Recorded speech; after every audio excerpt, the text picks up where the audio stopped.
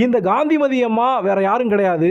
காஞ்சி காமாட்சி, மதுரை மீனாட்சி, காசி விசாலாட்சி போல இந்த காந்திமதியும் சக்தி தேவியுடைய ஒரு அம்சம்தான். ஆனால் குறிப்பாக திருநெல்வேலியில் காந்திமதிங்கிற பேரில் ஏன் இந்த அம்மா கோயில் வாங்கினாங்க அப்படிங்கிற கதையை தான் இந்த வீடியோவில் பார்க்க போகிறோம்.